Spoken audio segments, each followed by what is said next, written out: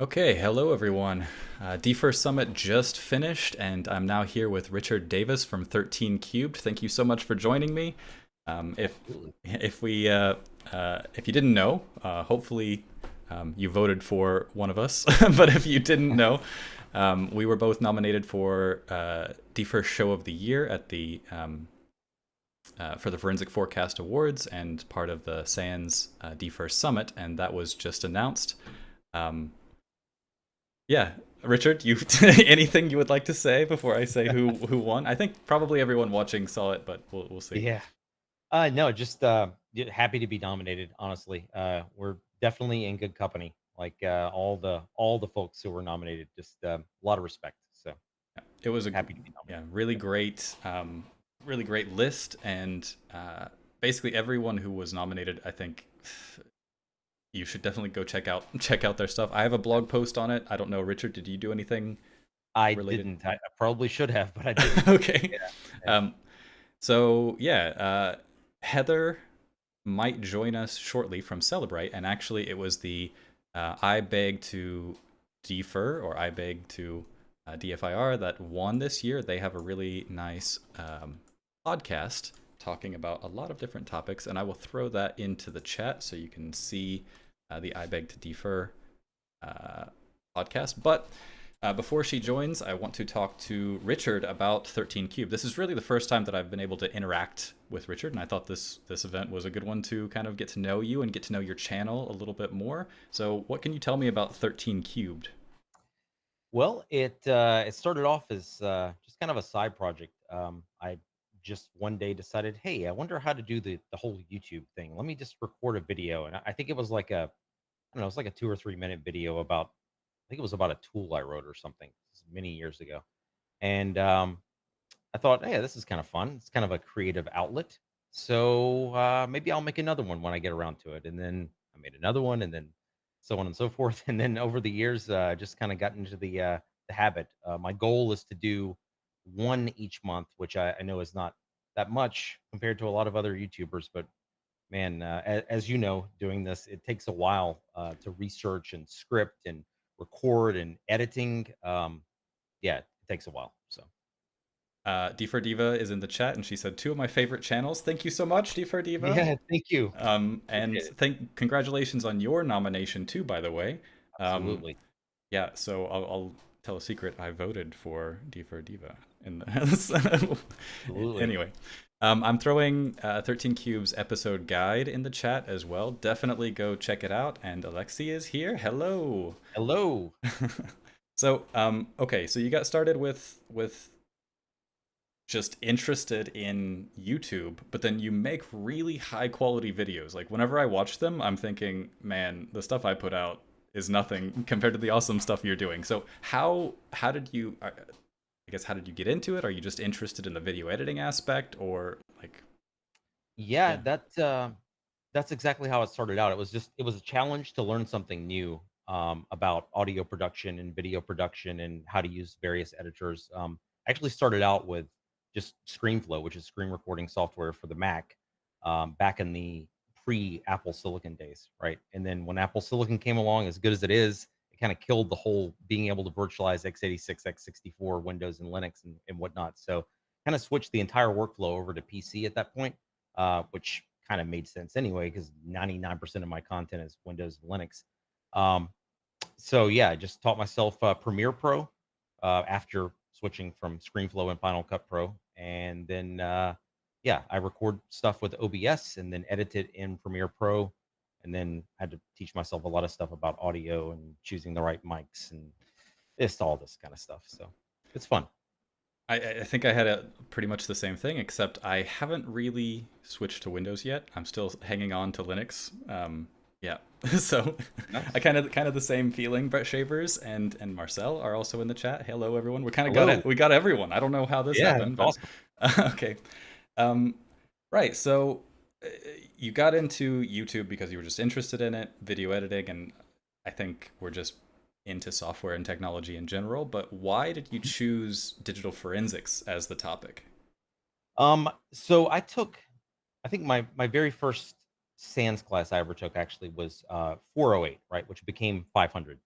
and that was back in 2014, and I was already in the information security field. And at the time, I was a CISO at a state college in Georgia, and we had a decent amount of investigative type stuff that we had to do. And I thought, this is something I should probably learn. So took the 408 SANS class, like super enjoyed it. Was fortunate enough to get the coin. I was like, this is awesome. I want to keep going. So I just kept absorbing all of the material that I could, reading and learning and setting up labs, which is like by far the best way to learn something, right? To just set up a test environment, set up a lab. And so continued with that. And then, I guess digital forensics became more and more a part of my job. The more I learned about it, I was able to incorporate what I learned into investigations. Moved on to another job after that, was able to use that knowledge and apply it. And then still today it just became my main job basically. So yeah, I just really like the field. So Excellent. So, how do you choose topics then? Because I find all of your topics to be extremely practical. You really walk us through step by step everything about how you're doing. I saw one on, I think it was something like shell bags or something. I don't remember the episode exactly, but it was specifically like looking at how updates are happening and how someone starting in the field would actually discover that themselves and try to make those connections. So, um, how do you choose what to do? That makes sense. yeah, that's a good question. Sometimes it's real world stuff that I've run across in investigations that I've worked on, like RDP cache. Like I had no idea RDP cache was even a thing a few years ago, right? And then one of the people that I was working with at my previous job stumbled across it in an investigation. He's like, "Hey, what is this thing?" We're like, "I don't know. We've never seen this before." So we start researching it, and then it ended up being an extremely valuable artifact. And then I'm like, "Yeah, I should probably make a video on this to kind of put together what I learned based on that." So that's one way, like real world stuff. And another way is just following Twitter and looking at what the community is doing. Anytime there's the cool new tool or something new and exciting that comes out. I guess the most recent example of that being Memproc FS, which my boss actually pinged me a link to it and said, "Hey, have you seen this tool? This is pretty cool." And like by chance, the next day, Ulf Frisk on Twitter, the author, he reached out to me and he's like, "Hey, I made this tool," and I'm like, "That's awesome! I actually have it downloaded. It's on my list, right? I'm gonna learn this and see what I can do with it." And then I just took it from there, and I'm like, "This is awesome. I think I'm gonna make an episode about this." Yeah, that was a So great episode, by the way. I'm trying to appreciate find the that. link for it, but I'm sure you can find it in the episodes that I Yep. just shared. So I'll share episodes again because I don't have that link handy. But yeah, yeah, the Memproc FS video really interesting. What about your style? Did you learn? Like, I find your videos to be really in depth, but like kind of expert level essentially, but also extremely approachable. And based on the comments, a lot of people who are new to investigations and new to digital forensics are coming to your channel, and they seem to really be getting it. How did you cultivate this style, or what's your technique? I just kind of one of those fake it till you make it kind of things, I guess. Just kind of winged it at first, honestly. Just like I'm not sure what I'm doing here. I'm just gonna kind of present the information in a way that I would want to consume it if I were watching a video. So basically, I think what's the classic idiom that people use? I think it's something along the lines of tell them what you're going to tell them, and then tell them what you told them. That's kind of the flow, right? So you do the intro, you do the demo, and then you do a recap to basically say, okay, here's the takeaway. Here's what we learned. And I've just kind of revised that same formula over time, I think, and just tried to not spend too much time with fluff or things that people don't really care about. Just kind of get straight to the point. Here's what we're going to talk about. Let's do it. Let's recap. So kind of the way I like to learn. So Okay. Right. So, what, I guess, if I can, I'm not trying to steal your ideas or anything, but what are you planning for the future on the channel? so short term, the next episode that's coming out, it'll go live for Patreon supporters probably, I don't know, this week or next week. It's what's on my DFIR box or what's on my DFIR box. That's kind of one that's been requested for a while. Like what tools and things that do I use basically on my own system. Strangely enough, it was actually recorded before MemProc FS, so you'll notice that MemProc FS is missing from that, but it's absolutely in my my tool belt now. But all the other things from X-Ways to, of course, some guy named Eric Zimmerman, maybe you've heard of him, you know, his tools, just all the different things that I use, both for lab work and, you know, some of it obviously for actual work as well. So that's going to be the next one coming up, and then after that, one that's been in the works for a few months, just because of how long it took to do research, and that's called Impacket Impediments. And there's actually a really cool, well, I think it's cool, cheat sheet that'll go along with it. It's like 5 pages, and it's going to cover the Impacket remote execution tools. So AT exec, PS exec, SMB exec, so on and so forth, and how you can detect the usage of those tools on a target system via Windows event logs. So it's going to be like a 40-minute long episode, pretty in depth.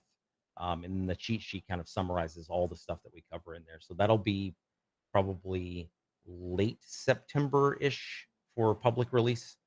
So yeah, that's the next one, and those are the two, like, I guess, upcoming things. But in addition to that, I got a camera and, you know, kind of a different setup, and I want to try to get some people on, much like we're doing here, just for like some guest interviews or guest presenters or things like that. I'd like to have Zimmerman on, Alexis, D for Diva, any of you guys, Brett, any of you in the chat, you're more than welcome. I think that would be really really cool. Of course, you and I are already planning something coming up. Spoiler alert. So I think that'll be really neat to have some guest presenters. Okay, so the best way to contact you is Twitter, right? Yeah, Twitter works. Either me personally at Davis Richard G, or 13 Cubed is at 13 Cubed DFIR. Also just Richard at 13cube.com if you want to email instead. So Okay, that link for people. Can't get it without making a lot of noise. So anyway, I've posted the website, and all the contact information is on the website. You, like you said, we are planning on doing something. I do want to talk a little bit about how you got into forensics. You said that you were working at a university, basically. Like, Mhm. how, without going into too much depth, because we'll cover this basically later, but let's just go. If you were a new person starting today, what kinds of things would you focus on if they wanted to go a similar career path? So first off, I would tell people you don't have to have a degree in like digital forensics or cybersecurity to get into cybersecurity. Some people that I work with that are absolutely brilliant either have no degree, or they have a degree in something that's completely unrelated to the field. So don't let that stop you. That would be the first thing. Second thing is that if you learn things, don't be afraid to share those things, right? You don't have to be an expert in something to teach something and share your knowledge with others. And that's a great way to learn too. I found the best way to really solidify something is to try to teach it to other people. But just in terms of general advice about people who are like, hey, that's kind of cool, I want to get into the field. There are so many free resources that are available now. Like, you don't have to pay a dime. You can go out there and just get all kinds of wonderful training, whether it's, you know, books or you know, podcasts or videos like this, or whatever that you can look at. And of course, you've got you know, DFIR training and DFIR Diva and about DFIR and all these awesome resources. SANS has obviously a lot of stuff for completely for free for posters and things like that. Obviously, your channel, and there's a SANS DFIR channel as well. There's just all this awesome content that most of which didn't exist when I was trying to get into it, and now it does, and it's just, you know, it's nice and easy to find, and just a great way to get started. Plus, you can set up home labs like on the cheap. Like, go on eBay, buy some used Dell Optiplex or something, and throw ESXi on it or something like that. Set up some start playing around with it. It's a great way to learn. So, And on that note, D for Diva had a great article about home labs, so I'm going to post that to chat as well. Right. Okay. So, uh, man, there's a lot we could talk about, but I think I have to save it for next time. Um, anything you want to say to about the DFIR Summit? Have you been watching the whole thing? Did you just tune in for the awards? So I've been watching it on and off, as I've had time doing my day job. So I've had a laptop up next to me with streams going on. So lots of great content. I wish I was able to have made it in person this year. I've only been once in person, and like I was telling you, I think it was 2019. I think, and it was a lot of fun. So yeah, but even still, just being able to watch it all online is awesome too. Um, so yeah, good stuff. Great. Okay. We have a couple more minutes until Heather might join us. Uh, can you tell me a little bit about? You told me you didn't tell me much about actually where you work now and what you're doing. Can you talk a little bit about that and Sure. Yeah. what does your So day look like? So I work for Microsoft directly. I work on the detection and response team, or DART, um, aka.ms/DART jobs if you're interested. So that's aka.ms/DART jobs. I'll just turn it into a recruiting event, right? But we're hiring lots and lots of people coming up. So just check that for jobs if you're interested. But um, fantastic bunch of people. Can't say enough good stuff. As far as what a typical day looks like, um, there's no typical day. It's all different. We are, obviously in the business of helping our customers, and they come in all shapes and sizes all over the world, right? So lots of interesting cases and just lots of bleeding edge stuff that you would expect to see, working at a big place like Microsoft. So Hmm. it's um, it's awesome. I've learned so much just in the 1 year and 8 months I think I've been there. So been a great experience thus far. And Is it because of the scale, or is it more like unique cloud opportunities, or just it's everything? I think it's a little bit of everything, but the people more than anything. We have an incredible group of people with all these different backgrounds from all over the world. Like our team is global, right? So we have I don't know. I don't know what the exact head count is now. I'm, 150-ish people. I don't know, something like that. But and obviously we'll continue to grow. But it's just the background that everyone brings, their experience that they bring from whatever they did in the previous job.